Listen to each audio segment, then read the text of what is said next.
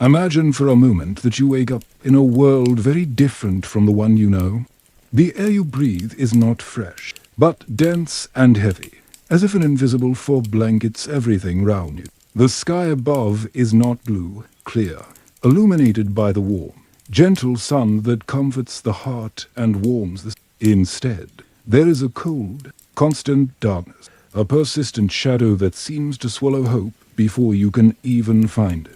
It is the year 536, a time many scholars call the worst year of all time, a year that marked the beginning of a long era of suffering, despair, and uncertainty. At this moment, I invite you to set aside the glamorous images that film and television have created of past periods. Forget glittering castles, heroic battles, and glorious journeys. Here, the truth is heavier, harsher, at the same time, more human. Imagine there are no glittering heroes, just ordinary people, trying each day to hold on to the fragile thread of life, facing a reality that would test even the most fertile.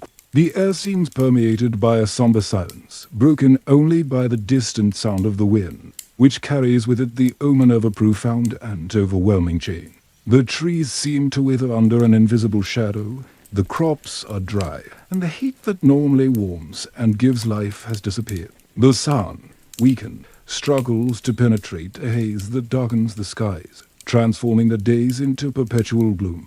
You may think you faced difficult challenges in your life, but nothing compares to this time when the impossible has become routine. It's a world unknown dominates, where hope lurks behind every corner, and fear becomes a constant companion. The year 536 is not just a date on the calendar. It is the beginning of a series of events that would shake entire civilizations and change the course of history forever. As we prepare to explore this era so dense and full of mystery, I want you to allow your mind to travel slowly, like someone walking a silent trail. Take a deep breath and immerse yourself in this atmosphere, letting each word paint in your mind the images of this forgotten time, a time when life was not guaranteed. And each dawn could be your last. If you're enjoying this journey so far, you might want to leave a like or subscribe so you don't miss the next chapters of this story that few know, but that deserves to be told with all the calm and attention it requires. Now, take another deep breath and prepare to awaken in one of the most difficult and mysterious periods in human history, the year 536. Here, where the light wavered and the world seemed suspended between hope and despair, we begin our journey. Waking up in that world was like emerging from a strange dream, where sunlight had become a distant memory and the air seemed heavy with an invisible weight. I would wake in a hard, almost uncomfortable bed, made of heaped straw or some rough fabric that barely protected me from the cold that seeped into every corner of the cabin. The smell was always the same, a stifling mix of damp wood, wet earth, and the subtle but constant scent of smoke, a reminder of the fires that kept life alive. Even when the world outside seemed about to fade away, my eyes were slow to adjust to the gloom that invaded the small space where I rested. The sky, at that time, held no promise of a radiant dawn. It was as if a thick, impenetrable grey curtain was always lowered, filtering what little light managed to escape from the weakened sun.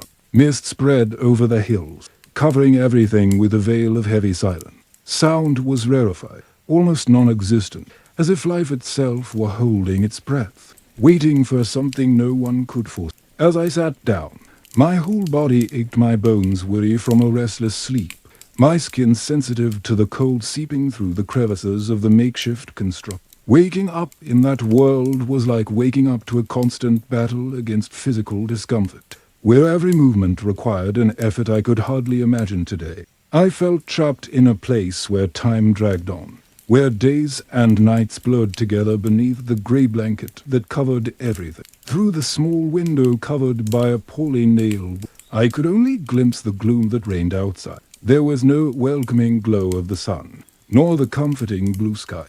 Everything seemed shrouded in an endless twilight, a light that never settled. The air was cold, dense, almost humid, and carried with it the scent of wet earth and slowly rotting leaves. It was a smell that reminded me of the fragility of life, of the delicacy of everything in this world that seemed to oscillate between end and beginning. Getting out of bed wasn't a simple act. It was almost a ritual of resistance. My body protested, tired and fragile in the face of the challenges that awaited it. Each step I took on the dirt floor echoed a hint of the uncertainty that hung in the air. The cold penetrated me like a constant presence, a silent companion that accompanied every moment of the day. My clothes were rough, made of coarse fabric, lacking the comfort we take for granted today. The touch was rough on my skin, but it was all I had to protect myself from that uncertain world. Outside, the landscape reflected the melancholy of the weather. The trees seemed to be drooping, their withered, dry leaves swaying gently in the cold wind. The fields that had once bloomed in abundance were covered in a thin layer of frost. Even though the calendar marked days that should have been warmer, the ground, damp and heavy, seemed to absorb all the light, reflecting a shadow that slowly spread across everything round. Even so, life continued its tenuous course. The sounds of dawn were faint but present, the rare chirp of a resilient bird, the snap of dry twigs, the distant sound of someone starting their day, a door creaking, careful footsteps on the wet earth. It was these small signs that reminded me that, despite the darkness and cold, there was still something pulsing in this sleeping world. As I looked round, I felt a mixture of nostalgia and apprehension. Nostalgia for times I'd never known, but which my mind, guided by the stories of my elders, tried to recall. Apprehension for what the day would bring, the unseen dangers, the struggle for survival, the weight of hunger and disease that loomed like silent shadows. It was an awakening unlike any other, where each moment demanded courage, patience, and an inner strength unknown to many. And so, on that somber dawn, I began to understand that living in the year 536 was more than facing the cold or the darkness. It was inhabiting a world suspended between hope and despair, where the simple act of opening my eyes was a silent victory against the forces that threatened to extinguish the light of life. The dawn of that day brought no promise of abundant food or a set table, but rather the heavy silence of hunger that had settled like a constant shadow over all the lives round. The scene was simple and at the same time desperate. The land, once fertile and generous, now seemed exhausted, barren under perpetually gray sky. The crops that should have flourished in abundance were severely hit by what many would call a never-ending winter, a season prolonged by smoke and ash thrown into the air by events no one could control. Perhaps distant volcanic eruptions that covered the sun with a dark veil. Each day began with the search for something to nourish the frail and weary body. Meals, when they occurred, were extremely simple, perhaps a bit of bread made from the last of the flour, or a few roots dug up from the cold, hard earth. Variety, which today seems natural and taken for granted, was an almost unaffordable luxury. Often, the plates were empty, and hunger made itself felt not only in the stomach, but also in the mind, a restlessness that robbed sleep and sapped strength. The smell of food was rare and precious, a silent invitation to remember what it was like to live without the constant fear of scarcity. In those days, families had to divide each morsel carefully, for tomorrow was uncertain and the possibility of a feast was non-existent. Repeating the same meal, day after day, with what little the land still yielded, created a weariness that went beyond the physical. It was a battle against the monotony of hunger, which insisted on eroding even hope. All around, people showed clear signs of the wear and tear caused by the lack of food. Pale faces, thin bodies, and sunken eyes, where the brightness of life seemed dim. Children, who should have been running and laughing, remained silent and apathetic, and the elderly bore the burden of worry for the survival of those still to come after them. Health, already fragile in that world, weakened even further, making each day a struggle against nature itself. As I walked the streets or trails that crisscrossed the small villages, it was impossible not to feel the echo of that collective hunger. The silence of the empty field, the muffled sound of weary footsteps, the barely audible murmur of conversations about the uncertain future, everything seemed to revolve around a single question: where to find the next sustenance. Often, The search led to long and dangerous journeys to unknown areas, where the risk of encountering danger outweighed the possibility of finding food. The fear of hunger wasn't just physical. It was also a dread that lodged in the heart, a premonition that things could get worse at any moment. The seasons no longer brought the comfort of regular harvest, and the cold seemed to persist, making the land nearly impossible to cultivate. The crops that survived were tiny and fragile, and insects sometimes destroyed what little was planted, heightening the sense of helplessness. But despite everything, there was a silent resistance, a constant effort to carry on. Calloused hands continued to work the land with the faint hope that something might grow. Families shared what little they had, sharing bread and the little broth they could prepare. Hunger, though relentless, also united people in a network of silent solidarity, where the struggle for survival was collective. It was hard to imagine how that situation could persist for so long, how the earth could refuse to bear fruit and the sky remain overcast, blocking out the life-giving sun. But back then, people had no clear explanation for what was happening. They only felt the harsh, inescapable reality of scarcity. And even in the face of this challenge, life tried to continue its course, stubborn and resilient, searching for the next meal, the next breath of hope. As the day unfolded under that constant gloom, I could feel the weight of that collective hunger, an emptiness that was not only of the body, but also of the soul.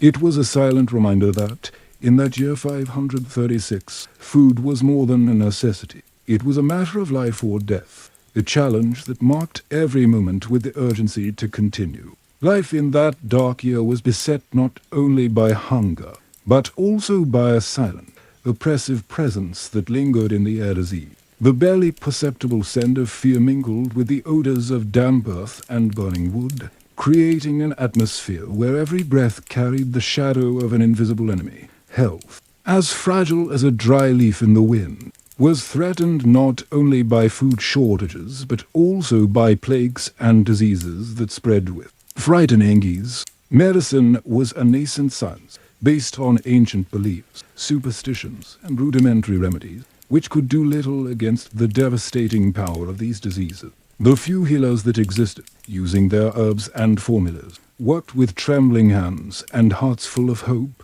trying to alleviate pain that often had no cure. The sound of moans and sighs among the sick mingled with the heavy silence that enveloped the villages, a constant reminder of the fragility of life. Diseases made no distinction between rich and poor, old and young, and their spread was swift and relentless. Poor hygiene, contaminated water, and the crowding of people in cramped spaces created the perfect breeding ground for the disease. To spread like wildfire, every cough, every high fever, was a sentence of uncertainty, an invitation to silently wait for an outcome that was rarely favorable. As I walked through the narrow, muddy streets of the villages, I saw faces marked by illness, sunken eyes, pale, wrinkled skin, bodies growing frail under the weight of suffering. The sadness in the air was as thick as the constant fog that covered the sky, and hope seemed a tenuous thread that many struggled to hold on to, even in the face of so much pain. Fear of contamination caused people to avoid the sick, creating a painful isolation for those already facing the most difficult struggle. Families found themselves torn between the desire to care for others and the need to protect themselves, in a delicate and cruel dance between love and survival. Farewell rituals were quick and silent, often performed under the shadow of fear, without the comfort of traditional farewell. Amidst this reality, religion assumed a central role, offering solace and explanations for the seemingly endless suffering. Temples and churches became refuges, where people sought not only healing for the body but peace for the spirit. Prayers and penances filled the days and nights, hoping that higher powers could intervene in this desperate situation. But even in the shadow of illness, life continued to pulse. Those who managed to resist the onslaught of disease found the strength to carry on, to care for those still sane, and to keep the flame of existence alive. In those tired eyes and trembling hands, there was a quiet determination, a resilience that defied the odds and made each day worthwhile. When you close your eyes and imagine this world, It's impossible not to feel a mixture of sadness and admiration. Sadness for the pain so many suffered, for the fragility that seemed to dominate the fate of those days, but also admiration for the silent courage hidden in every gesture, in every small victory against the shadow of disease. And so, enveloped in this almost sacred silence, I realized that the story of that time is not just about death and suffering, but about the strength of life that, even in the most adverse conditions, insists on flourishing. The disease, though powerful, was unable to extinguish the light that some still carried, and this light is what reminds us today of the incredible human resilience. Life in that shadowy world was marked by a constant dance with the cold. Persistent darkness and heavy fog not only obscured the sky, but also filled the air with a bone-deep chill. Each morning felt like a repeat of the last, a silent struggle against the persistently low temperatures, freezing the ground and delaying nature's slow awakening. The sun, when it attempted to appear, barely managed to break through the dense layer of smoke and ash that enveloped it, leaving a faint, almost ethereal glow that did little to warm the land or the people. This volcanic winter, as some call it today, transformed everyone's daily routine. The cold wasn't just an inconvenience. It was a real and constant threat to survival. With every breath, I felt the icy air rush into my lungs, causing my body to contract, seeking warmth with slow, careful movement. The clothes we wore were thick and heavy, made of rough fabric, but still insufficient to combat the intense cold that seemed endless. Our hands, exposed by necessity, quickly became stiff and painful, and our feet, even stuffed into makeshift boots, suffered from the frozen. The cold affected not only the body, but also the mind. The lack of sunlight and the gloomy atmosphere created a feeling of isolation and sadness that slowly crept in, like an invisible fog.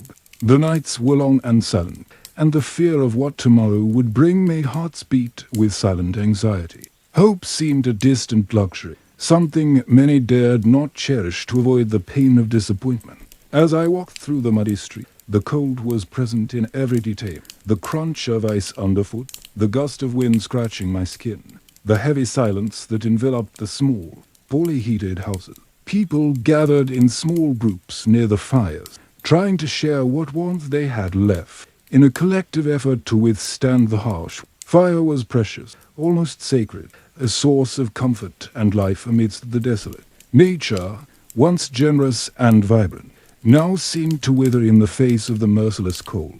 Trees lost their leaves, fields froze, and rivers became icy and dangerous. The land that should have fed families was hard and infertile, making every effort to plant or harvest near impossible. The cold thus became an invisible enemy that took away their livelihood and threatened their very existence. But despite everything, there was a quiet beauty to that frozen land. The faint glow of the snow, the contrast of the flames against the darkness, the sigh of the wind through the bare trees created an almost magical atmosphere, inviting contemplation and introspection. It was a time of challenges, yes, but also of a profound connection with nature and the cycles of life, even when those cycles seemed darker than ever. And as the cold persisted, I felt, within me, a mixture of admiration and respect for those who, in that year 536, faced each day with quiet courage, seeking the warmth not only of the fires, but of the hope that refused to be extinguished. It was a winter that tested the limits of body and soul, but also revealed the indomitable strength of the human spirit. Work back then was a constant effort, a routine of tasks that tested the limits of physical endurance and patience for everyone living through the year marked by adversity. Upon opening my eyes each morning, the first sensation that enveloped me was the exhaustion of a body that had barely rested. The aches and pains accumulated, the result of sleepless nights on makeshift beds and endless days dedicated to hard, incessant labor. It was as if the body itself had become a worn-out instrument, a machine that, despite fatigue, needed to keep functioning to ensure survival. The nature of the work varied little. The land, hardened by cold and harsh conditions, required almost superhuman strength to cultivate. Plowing, planting, and harvesting became near Herculean tasks, especially when the soil seemed to resist. denying its fruits and bringing famine ever closer. The tools were rudimentary, made of wood and simple metal, and often ill-suited to the complexity of the task. Even so, determination drove the calloused hand, which could not afford to give up. The weather was not easy. The intense cold and persistent humidity made every movement heavy and uncomfortable. The clothes, made of rough, thick fabric, partially protected from the biting wind, but they couldn't prevent the frostbite on their extremity. The sweat from their work mixed with the cold, creating a disconcerting sensation of constant discomfort, a damp chill that seemed to invade their bones and never let them stay warm for long. The day was divided between caring for the few animals that still survived, maintaining their simple homes, and the tireless search for resources to feed the family. Domestic chores, so common today, took on a sense of urgency and extra effort, as everything depended on the skill and speed with which the most basic tasks could be performed. Cooking was a difficult art, carried out over unstable fires and with few ingredients, where each piece was valued as a treasure. The repetition of the routine brought a kind of exhaustion, not only physical but also mental. The effort seemed to bear no fruit, and hope, though present, was challenged every day. Still, it was necessary to continue, step by step, task after task, as if survival were an endless marathon. The community, even fragmented, shared in this collective effort, where mutual aid was a necessity and a relief in the face of hardship. Amidst it all, there were moments of pause, small breaths in the heavy routine, the fleeting warmth of the flames dancing in the fireplace, the comforting silence of the night that enveloped the house, the gaze up at the overcast sky that, even dark, held the promise that time would run its course. These moments were precious, small anchors of peace amidst the daily storm. Reflecting on this routine, I realize how much life that year demanded more than physical strength. It demanded profound patience, a silent acceptance of what could not be changed, and an almost invisible courage to carry on even when all seemed lost. It was a daily routine where each task, no matter how simple, carried the weight of survival and the hope of a better tomorrow, even if that tomorrow was still shrouded in darkness and uncertainty. So I walked through those days, feeling the hardships of life and, at the same time, finding in the routine a rhythm that, though tiring, sustained the faint flame of existence.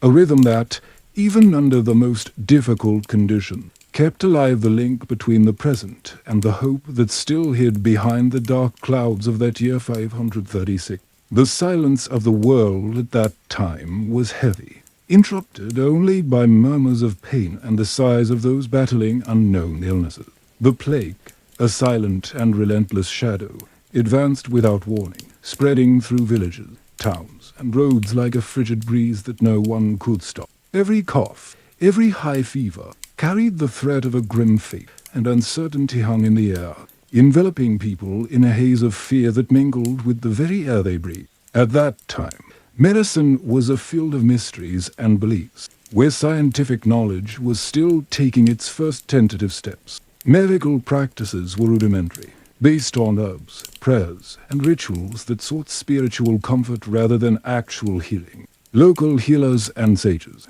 despite their sincere intention, faced an unequal struggle against a disease that defied all their hands trembled as they administered remedies that were often nothing more than palliative, and their eyes reflected their helplessness in the face of the disease's rapid and cruel progression. The spread of the plague did not discriminate against age, gender, or social status. Men and women, young and old, rich and poor, all were equally vulnerable. Close proximity of people, poor hygiene conditions, and lack of knowledge about the disease's mechanisms facilitated its spread.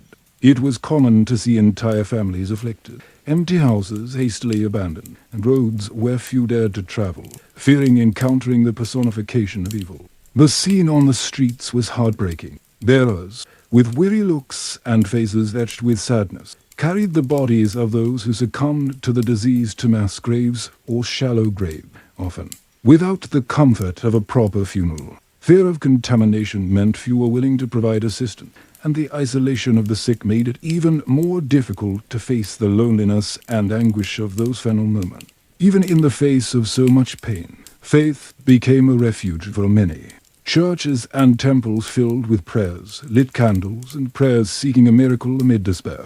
Religion offered explanations for inexplicable suffering and a faint hope that, beyond death, there would be peace. For others, however, the fear of damnation and divine punishment increased the torment, creating an environment fraught with anxiety and superstition. Deep within each person struck by the plague, there was a mixture of resignation and struggle. The weakened body fought the invisible evil, while the mind sought to cling to any shred of hope.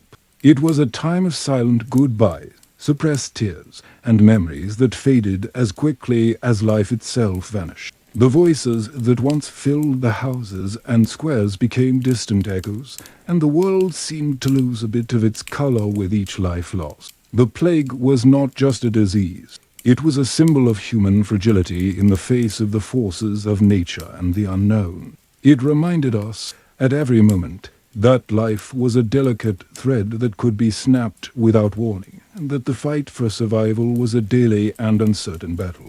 Despite the fear and sadness, there was also an invisible force that held people together, a deep desire to resist, to protect those still alive, and to find meaning even in adversity. Imagining this scenario, I feel a mixture of melancholy and admiration. Melancholy for the suffering so many face, for the untold stories, and the dreams cut short. Admiration for the quiet courage that flourished in that dark time, for the humanity that persisted even when the darkness seemed total.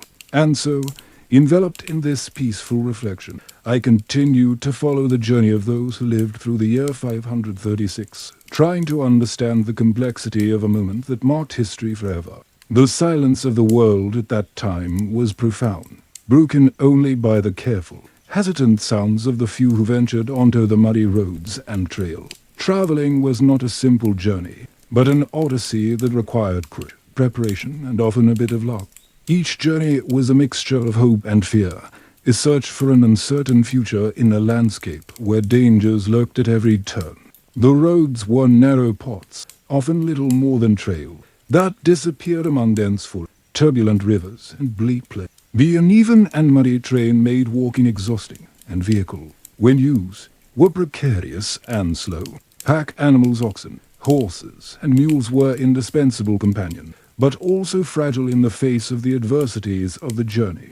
They required constant care, food that was not always easy to find, and protection from the elements, which could be relentless. Traveling was not only a physical challenge, but also a constant risk of encountering human and natural dangers. Raiding bands, taking advantage of the chaos and weakness of communities, attacked travelers and villagers, taking what they could, leaving fear and destruction in their wake.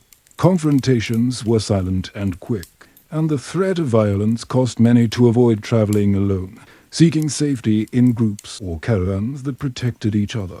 Nature didn't make things easy either. Sudden storms, dense fog, and cold nights made the journey treacherous. Rivers to be crossed without reliable bridges, dark forests where watchful eyes could spot predators or hidden enemies, and swampy terrain that threatened to swallow the unwary were obstacles that required constant attention. Every step needed to be measured, every decision made with caution, for one mistake could mean the end of the journey.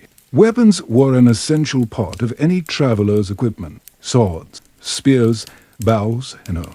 Few firearms still in their early stages of development offered a tenuous sense of protection. But the true value of these weapons lay less in their ability to injure the enemy and more in the intimidation and defensiveness they afforded. The fear of the unknown often outweighed the fear of combat itself. Despite the risks, travel was necessary. People needed to seek food, trade, news, or shelter. Families separated in search of safety. Merchants tried to keep the local economy alive, and messengers risked everything to bring information that could save lives or change destiny. Each journey was a story of resilience, hope, and sometimes loss. Solitude was another striking aspect of these journeys. Walking for hours or days amid desolate landscape, with only the sound of the wind and the footsteps of animals for company, created a space for deep thought and quiet reflection. It was a rare opportunity to connect with one's inner world, but also a moment where fear could grow and hearts could ache in the face of the uncertain vastness ahead.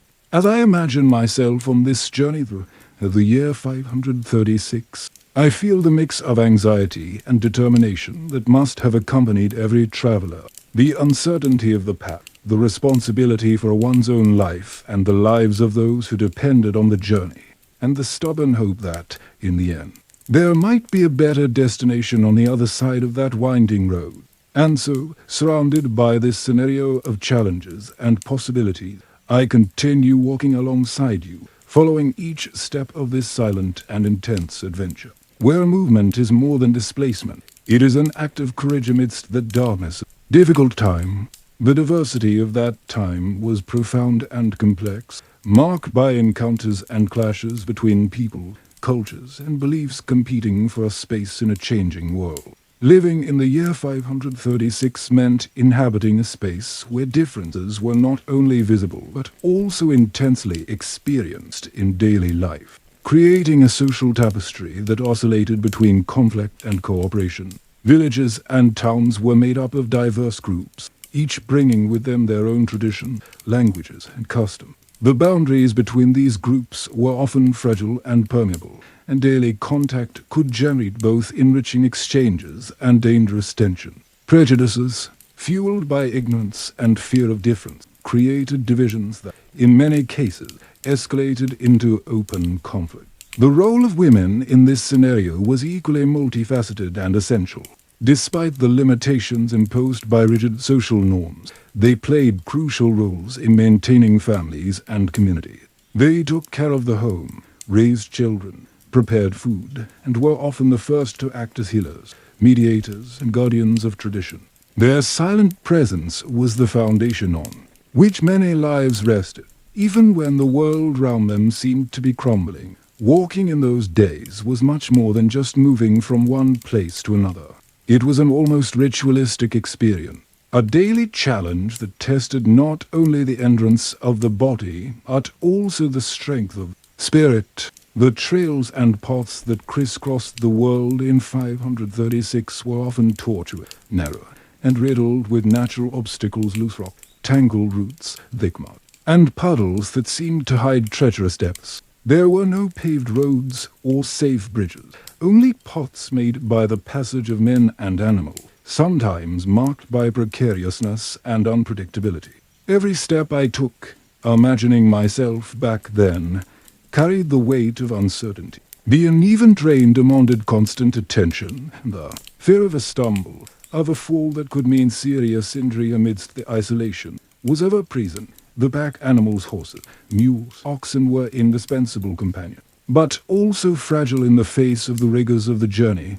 Caring for them meant ensuring survival, for without them, the journey would be even slower and more exhausting. The weather was also unforgiving. The intense cold that persisted for long months made the air biting, chilling the bones and making every movement more difficult. Rain and fog abounded, creating a humid environment that made mud cling to shoes and the wheels of the few vehicles used, making the crossing difficult and dangerous. At night, the cold intensified, and darkness was an almost palpable blanket that enveloped everything, bringing with it the profound silence of nature and the mystery of the unknown. But dangers didn't come only from nature. Humans, in times of crisis, could be as threatening as the land itself. Bands of raiders and thieves took advantage of the weakness of communities to attack travelers, stealing what they could and leaving fear and destruction. Violence was a constant threat, and prudence demanded that travelers seek protection in groups, forming caravans that protected one another,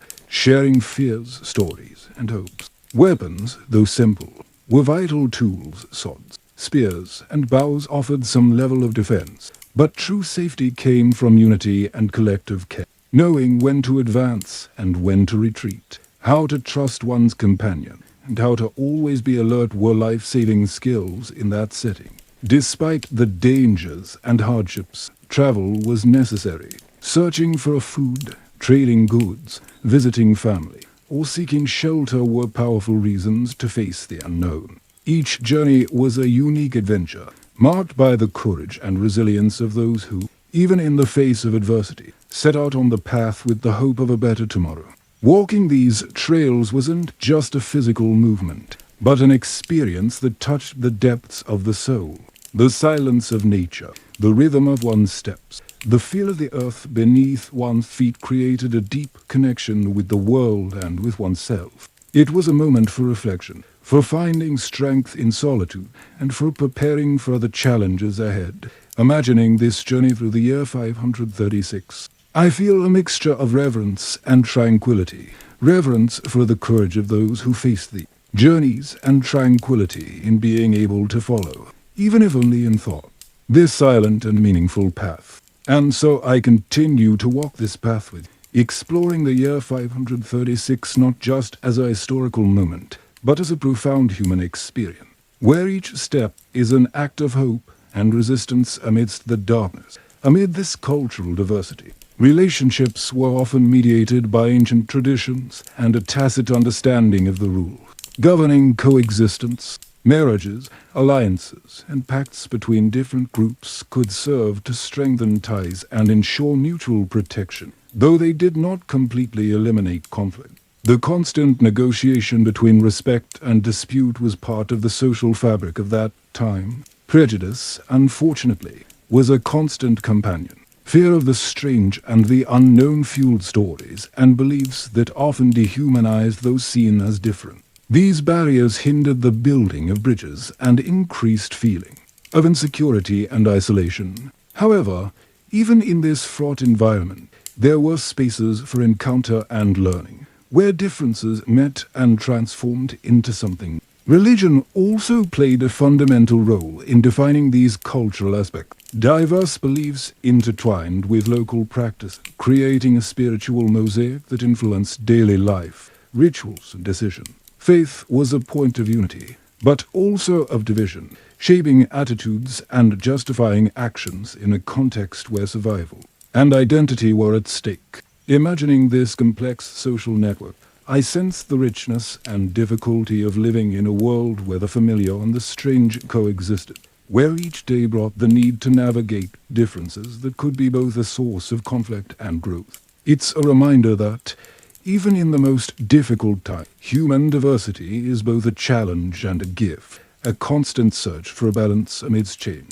And so, following this calm reflection, I continue to follow the lives of those who, in the year 536, faced not only the dangers of nature, but also the complex art of living with difference, keeping the flame of humanity alive amidst the darkness of that time. Medicine that year seemed a mix of hope and mystery, a field where knowledge was still more intuitive than truly understood, and where each cure was a near miraculous act, charted in doubt and ritual. The few remedies that existed were prepared with herbs gathered from the forest, mixed with prayers and incantation, in an attempt to alleviate pain that was often unbearable. Healers, respected and feared figures, played a crucial, albeit limited, role in treating the illnesses that ravaged the population. Understanding the causes of disease was scarce. Many believed that illnesses were divine punishments or manifestations of restless spirits, and therefore treatments involved both physical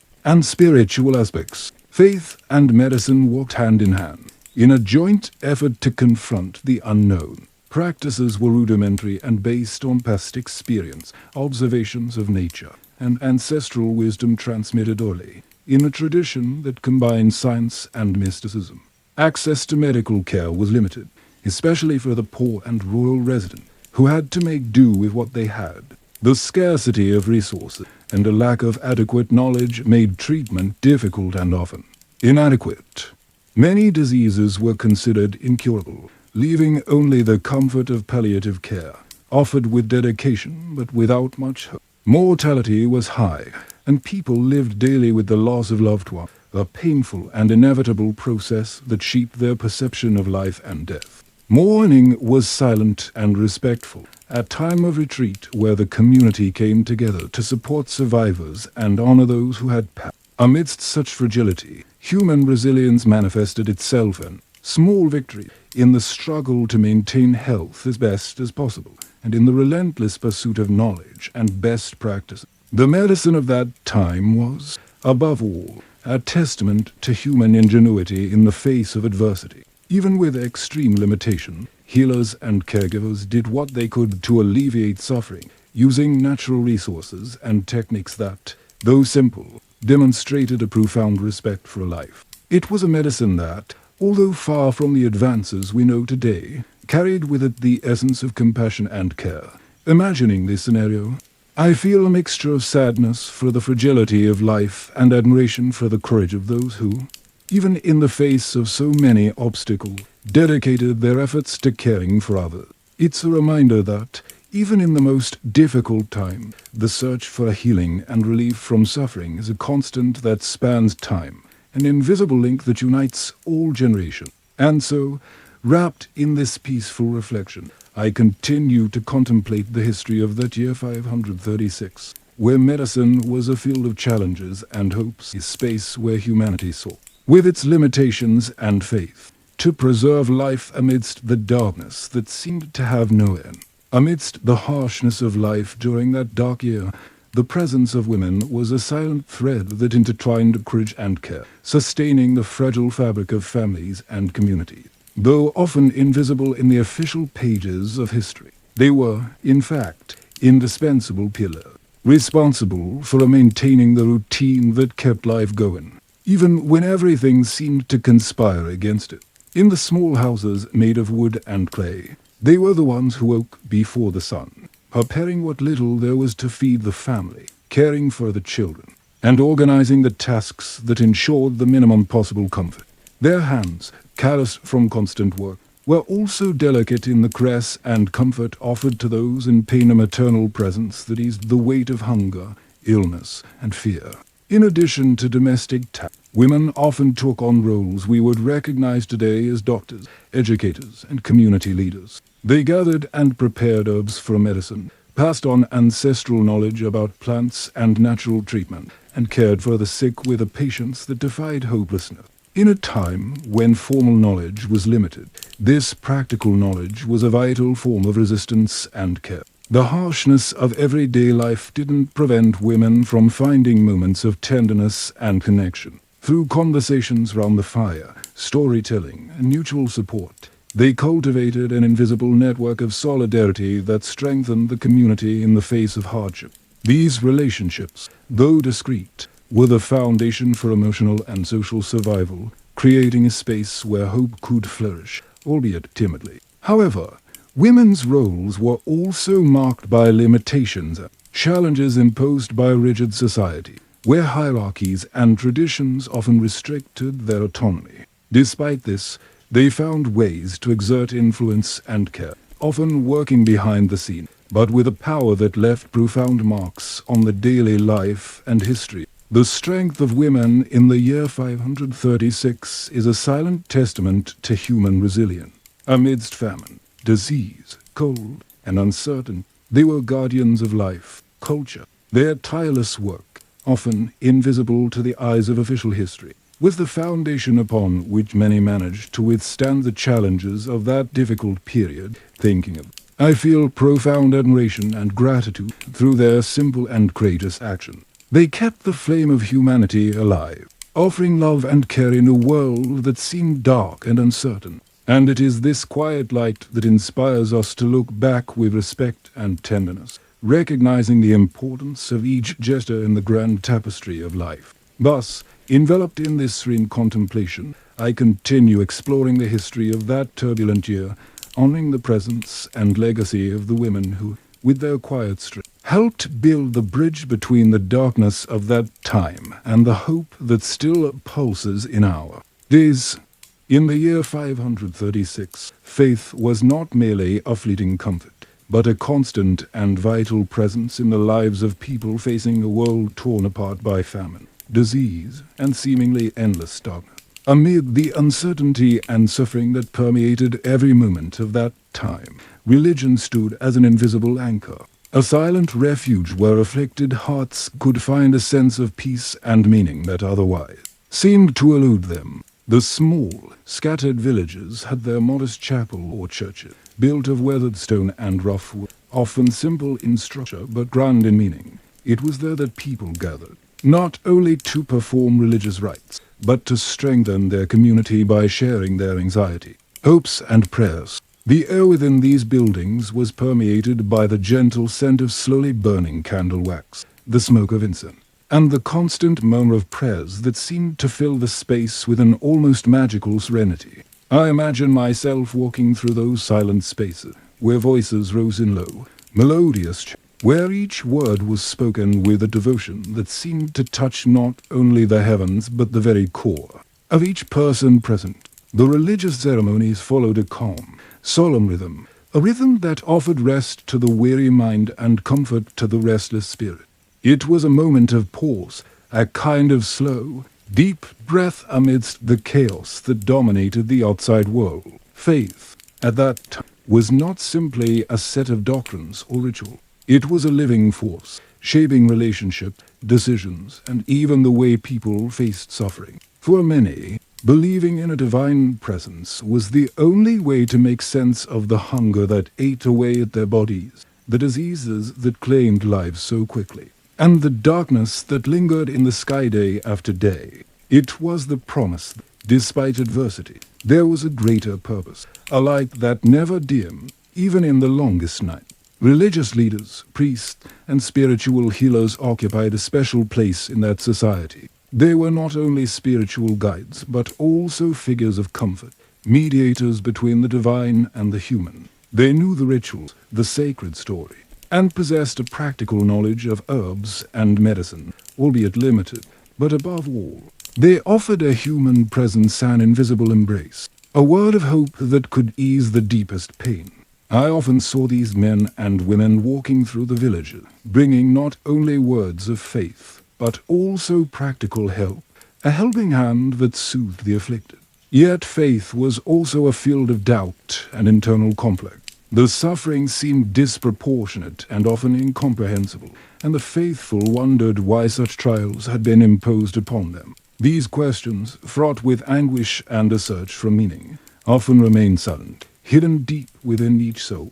But they were the ones that, paradoxically, kept alive the flame of the spiritual quest, the desire to understand the mystery surrounding existence. Furthermore, faith served as a social bond, a common language that united communities fragmented by fear and loss. Religious festivities, however rare and simple, were moments of unity and celebration, where people could feel they belonged to something greater, that their lives had a shared meaning. In these gatherings, music, prayers, and ritual offered not only solace, but also joy, however tenuous, in a world dominated by darkness. Looking at this scene, I feel a profound mixture of admiration and tenderness, awe for the invisible force that sustained so many lives, for the human capacity to find light even in the deepest darkness, and tenderness for those who, even in the face of immense loss and fear, kept their faith alive, passing it on to their children, cultivating hope where there seemed no longer any room for it.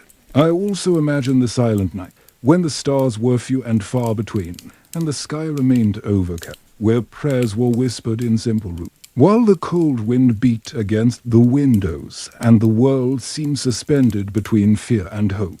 It was in this silence, in this intimacy with the divine, that the essence of faith was revealed not as a guarantee, but as an embrace that welcomes even without search. And so, in this landscape of shadows and dim light, religion presented itself as a bridge between the difficult present and a perhaps better future, an anchor for hearts in storm. It reminded everyone that, even in the worst year in history, humanity never stopped dreaming, hoping, and loving. Walking in that era was an experience that went far beyond the simple act of getting from one place to another. It meant facing a world where every step could be a life or death decision, where distance between people meant not only physical space, but also an abyss of uncertainty and danger lurking in every shadow. Our traveling in the year 536 was embarking on a journey that challenged the body, mind, and spirit, where courage blended with vulnerability in an intimate and constant way. The paths were uneven, often covered in mud, loose rocks, or roots that threatened to trip anyone. There were no paved roads or safe bridges. Rivers had to be crossed carefully, on makeshift rafts or in places where the current seemed less strong, though complete safety was never guaranteed. The wind blew hard, carrying dust, dry leaves, and sometimes a biting cold, making the journey even more arduous. The weight of provisions was an additional burden. Carrying food, water, tools, and clothing to face the uncertain days required strength and planning. Each item had to be chosen carefully, as too much could slow and tire the pace, and too little could mean starvation or cold. Pack animals, such as horses and mules, were indispensable companions, but also fragile, requiring care and rest to continue the journey. The danger, however, didn't come solely from nature. Human threats were ever present, as the instability of the times spawned bands of looters and robbers who took advantage of travelers' vulnerability to attack and steal. Distrust permeated the air, and few dared to travel alone. Often, caravans formed groups of people who walked together seeking mutual protection, sharing stories, fears, and hopes under the gray sky. Nights were especially difficult. Setting up camp in unfamiliar places meant dealing with intense cold, unsettling silence, and fear of the unexpected. Fire was the only defense against the darkness and wild animals, its light and warmth offering fleeting comfort in the silent vastness. Among the travelers, low voices told ancient stories and sang songs, trying to dispel fear with the power of memory and shared culture. The solitude of the journey invited deep reflection. Walking those trails, I felt small before the immensity of nature and the vastness of the unknown. It was a moment to look within, confront fears, remember who I was and what I sought in that uncertain world. Each step was a challenge, but also an affirmation of life, a testament to the human will to move forward, even when the path seemed long and tortuous. Imagining this journey, I feel the weight and beauty of the human experience in that distant year. It's an invitation to recognize the quiet courage of those who faced the unknown, trusting in the strength of their bodies and the hope of their heart. And so, following this imaginary path, I continued to explore the year 536, where every journey was an adventure full of risks and possibility, and where the simple act of walking was a gesture of resilience in the face of adversity. Living with diversity that year was both a challenge and a necessity, a delicate dance between respect, fear, and curiosity that shaped people's daily lives. In a world in flux, where empires fell and new forces emerged, coexistence between different peoples and cultures was inevitable. This intermingling created a scenario where the boundaries between the known and the unknown blurred, and the ability to navigate these differences was crucial for survival. Relations between human groups ranged from cooperation to open conflict. In some communities, cultural exchange fostered enriching exchanges, with learning ranging from agricultural techniques to medicinal practices and spiritual beliefs. In others, differences fueled distrust and prejudice, which sometimes manifested in territorial disputes, wars, or social exclusion. It was a tenuous balance, maintained by agreement, alliance, and fortunately also by conflicts that left deep scars over time. The experience of living in that era, therefore, included the constant need for adaptation. Learning to coexist with diverse languages, customs, and ways of life required a flexibility that was not only cultural but also emotional. Contact with differences could be a source of enrichment, but also of anxiety, especially when survival depended on cooperation between diverse groups. Religion, language, and traditions were central elements that defined identities and social boundaries. The imposition of beliefs or the defense of one's own customs often generated tension, but also opportunities for dialogue and the building of bridges. Religious practice, rituals, and festivals were moments where differences could be expressed and, in some cases, celebrated, creating spaces for encounter amidst these differences. The role of women and families was especially significant in this context of diversity. They were often mediators, maintaining social cohesion and transmitting values that helped integrate or divide community. Networks of kinship and friendship formed a web that sustained social relations and helped navigate the challenges of an unstable world. Despite the difficulties, there was also a quiet beauty in this diversity. The encounters between different peoples created a mosaic rich in experience, stories, and wisdom that, even in the most adverse conditions, preserved humanity at its core. It was a constant reminder that, even in the face of adversity, the ability to connect and learn from others remains one of the most powerful forces in human existence. Reflecting on this panorama, I feel a mixture of respect and tenderness. Respect for the complexity of human relationships at that time, for the courage of those who faced not only environmental dangers but also the challenges of living with difference, and tenderness for the ability to resist, adapt, and keep alive the hope of a world where diversity could be a source of wealth, not just a source of conflict. Thus, enveloped in this calm contemplation, I continued to follow the history of that year 536, recognizing in the coexistence of differences one of the most profound and human aspects of that era, which, even marked by shadows, carried the light of possibility and transformation. The silence that enveloped the year 536 was not only a period of challenge and uncertainty, but also an opportunity to reflect on the silent strength that resides in every human being. The courage of those who lived in that time was not made of grand gestures or epic battle,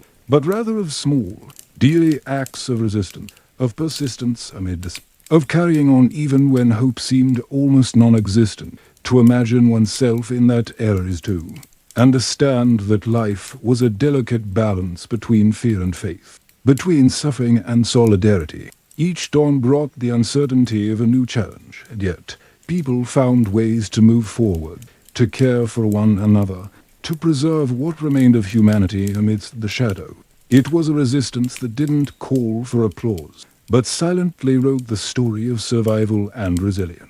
Demystifying the past means recognizing that reality is often more complex and harsh than the romanticized images we construct in our mind. The old world was not a place of constant glory, but rather a space where the fragility of life was a constant companion and where the struggle for existence took varied and often invisible forms.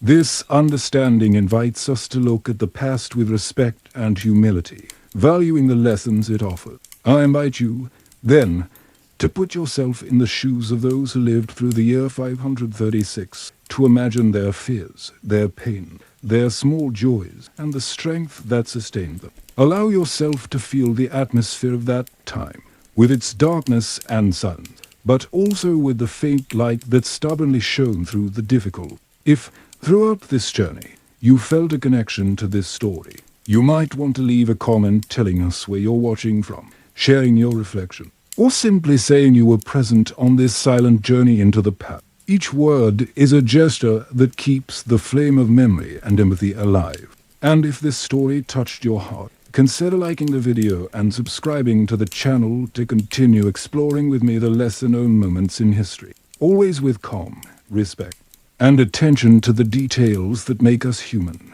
Thus, I conclude this reflection, thanking you for sharing with me this moment of connection with a distant time, yet full of lessons that still resonate today. May the silent courage of those who lived through the worst year in history inspire us to face our own shadows with serenity and strength. Good night, and until the next trip through time.